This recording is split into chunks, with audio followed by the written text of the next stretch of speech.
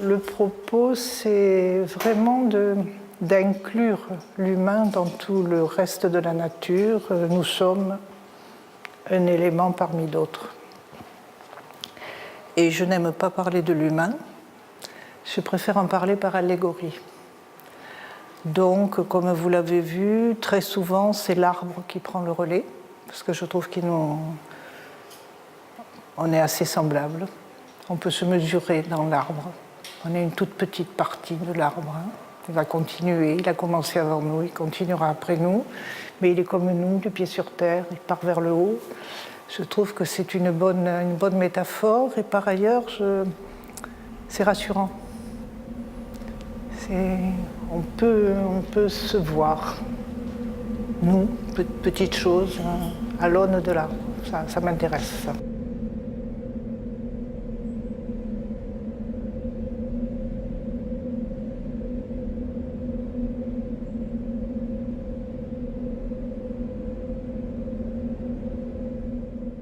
On visitait ces ruines, et puis à un moment, pouf, il y a ce troupeau de moutons, immense troupeau de moutons qui est passé. C'était la vie, et comme je vous le disais, la vie continue, et tout ce que l'homme a imaginé à un moment, cette ville restera un monument pour l'exemple, c'était d'un dérisoire extraordinaire. Quand on voyait ces bêtes vivantes, l'herbe qui continuait à pousser, enfin... Alors j'ai trouvé que c'était intéressant de montrer cette différence entre les ruines et puis la vie qui continue. En fait, c'était le but avec Lucien Castella. On était parti sur cette idée. Comment, en art, peut-on parler de choses atroces ? On ne peut pas en parler au premier degré, on n'est pas historien, on n'est pas journaliste,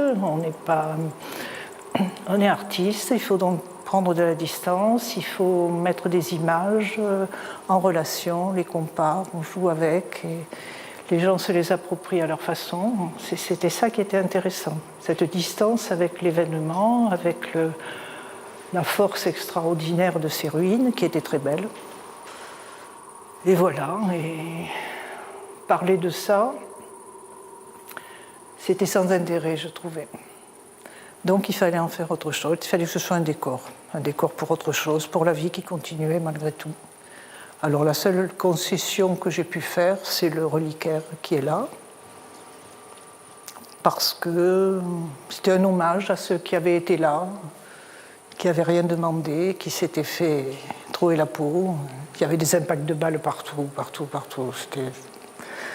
Il y en a qui ont des impacts de balles, là, des éléments. Bon voilà, alors il y a un petit élément par-ci, un petit élément par-là qui appartiennent à certaines des maisons. Des bouts de porte, voilà.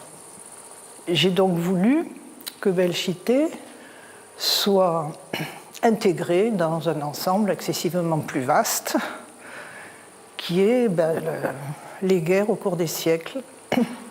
Donc j'ai répertorié la liste de toutes les guerres du monde.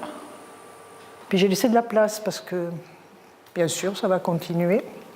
Et comme j'étais partie des années 37 ici et de la guerre d'Espagne, j'ai trouvé logique de mettre de petits enfants qui vont certainement être soldats, à qui on va acheter des fusils. Alors le grand, bon, il est prêt à partir, hein, il a déjà les lunettes, tout ce qu'il faut. Et le petit, lui, il est encore au jeu. Alors il nous présente le palmarès des guerres les plus meurtrières. Voilà, donc ça, je trouvais que c'était logique de refermer ça. Puis bien sûr, là, la présentation, tout est au sol, tout est en ruine.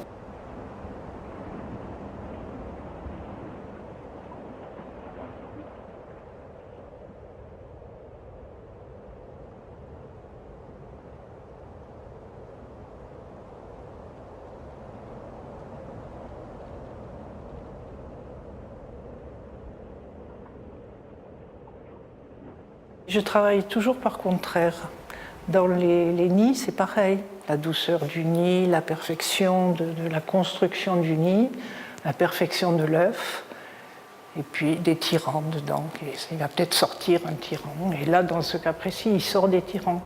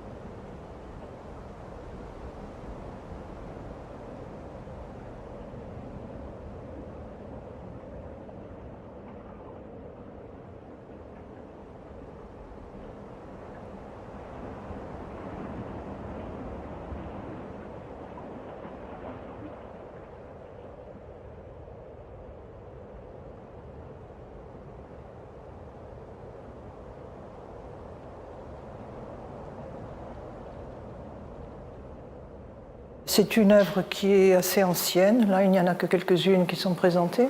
Alors, ça part d'une histoire tout à fait banale et personnelle. J'avais un arbre dans mon jardin qui était en train de mourir. Donc, j'ai fait des tas de photos de cet arbre. Et ça m'a amusé de les travailler sous jeu de calque, sous Photoshop, et de les intégrer dans des morceaux d'êtres humains. Parce qu'on est beaucoup plus sensible aux douleurs d'un humain, hélas, qu'aux douleurs de tout ce qui nous entoure et qui n'est pas humain.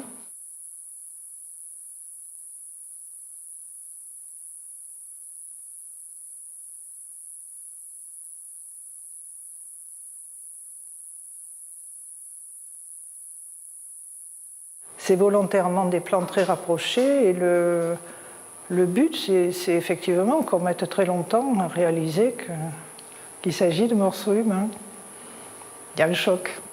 L'important, c'est qu'à un moment, il y a un choc visuel qui se produise.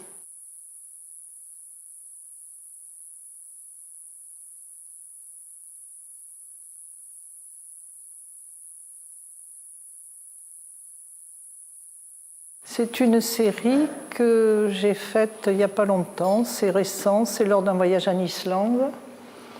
Il pleuvait énormément et tout d'un coup je me suis dit mais qu'est-ce que c'est intéressant de voir le monde au travers d'un pare-brise plein d'eau.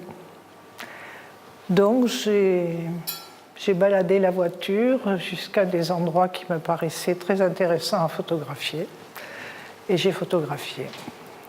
Alors j'avais une grande série mais finalement ce qui est le plus intéressant ce sont les maisons. Ces maisons qui prennent qui ont l'air de poulets, qui ont l'air de... Il n'y a pas que des maisons, mais il y en a beaucoup. Des maisons, des vieux bateaux, ça devient un peu monstrueux. Et c'était des tempêtes. D'où tempête, la vie de tempête, ça vient de là. C'est parti de cette série.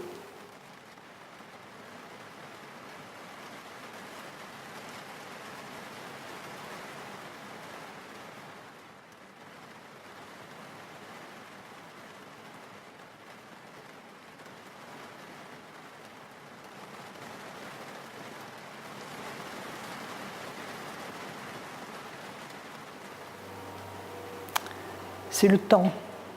En art plastique, ce qui est intéressant, c'est de parler du temps, de la durée. C'est la chose la plus difficile, finalement. J'aime beaucoup parler du temps. Et l'œuvre qui est derrière, les photographies, ce sont des œuvres que j'ai faites uniquement avec des jus de plantes devant le motif, et dont je sais que petit à petit, elles vont se dégrader. Elles vont se dégrader sans doute assez vite. Ça ne deviendra pas blanc. Mais petit à petit, ça va jaunir, ça va perdre.